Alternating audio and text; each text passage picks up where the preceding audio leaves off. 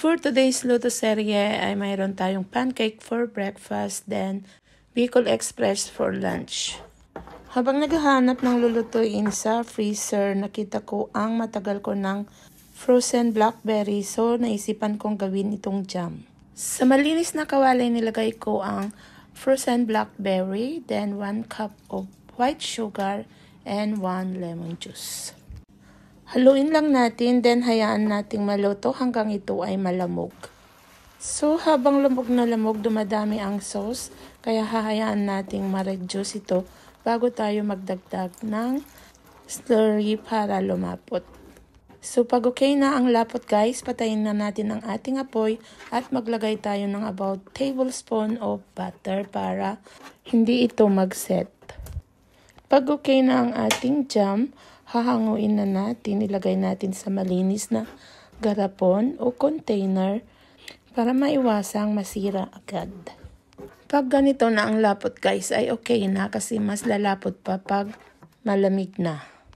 Since may bagong luto tayong jam, wala nang masasarap pa kung hindi parehas sa bagong lutong pancake. At para magkaroon tayo ng soft and fluffy pancake, kailangan natin ng 1 cup flour, asin, 2 tablespoons of brown sugar, then sieve, mix, and set aside for later use. At para sa wet ingredients naman, kailangan natin dito ng 2 itlog. At sa itlog, kailangan nating paghiwalayin ang puti sa dilaw. Yung dilaw ng itlog, idadagdag na natin sa dry ingredients. Kailangan rin natin ng 1/2 cup of full cream milk, 1/4 cup of cooking oil, and vanilla. So, i-mix lang natin ito hanggang ito ay maging isang soft butter. Pagkatapos nating ma-mix, gawin naman natin ang 2 egg white na meringue. I-beat muna natin ito hanggang ito ay maging foamy, then magdadagdag tayo dito ng konting lemon, kung walang cream of tartar. Then, i-continue nating i-beat ito guys, then magdadagdag ulit tayo ng 2 tablespoons of sugar. Pero dahan-dahanin natin ang pagdagdag guys. Then, ituloy natin itong i-beat hanggang ito ay maging soft beat. Katulad nito. Pag okay na ang ating meringue, i-fold natin dito sa ating soft butter. At sa pag-fold guys, dapat ito ay dahan-dahan lamang para maiwasang ma-deflate ang ating butter. Pag okay na ang ating butter, ihanda naman natin ang ating kawali. At sa mainit na kawali, maglagay tayo ng 1 tablespoon of butter. Melt it, then maglagay na tayo ng pancake butter. Para sa katamtamang laki ng ating pancake, gumamit ako dito ng 1/4 measuring cup. At pag nag-dry na ang gilid-gilid guys, pwede na nating ibaliktad. At ituloy ang pagluto hanggang ito ay mag-golden brown both side. At kapag nahango na natin, lagyan agad ito ng butter. At ang bagong lutong jam. At pag may nalutong pancake guys, ay idadagdag natin. Sana lagyan na natin ng jam at butter. Then ulitin ang buong process. Then ituloy na lutuin lahat ng ating pancake butter. At sa aming lunch naman guys, nagluto ako ng Bicol Express.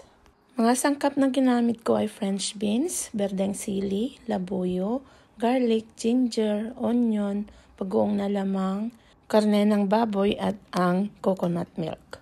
Sa pagluluto naman, gumamit ako ng kawali, naglagay ng konting mantika, iginisa ang bawang, sibuyas at luya.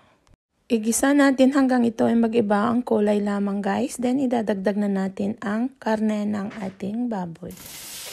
Ituloy ang paggisa hanggang ito ay mag-iba ang kulay from reddish to brown at magmantika.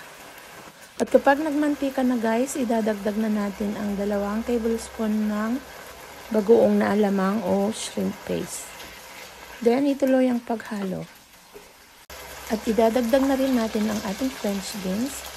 Haluin at idadagdag ang coconut milk. And let it cook for at least 20 minutes. Kapag nag-reduce na ang sabaw, idadagdag na natin ang berdeng sili at siling labuyo. Then cook for another 3 minutes. At kapag luto na, hahanguin natin at ilalagay na natin sa ating serving plate. And syempre, masarap ikain sa umuusok na kanin. So this is it guys, isa na namang napakasarap na pagkain Pinoy ang naluto natin ngayong araw na ito. At syempre, wala akong ibang kasamang kakain dito kundi ang aking walang alteng asawa na kinakain lahat kung ano ang aking niluluto. So this is it guys, thank you for always watching and follow for more.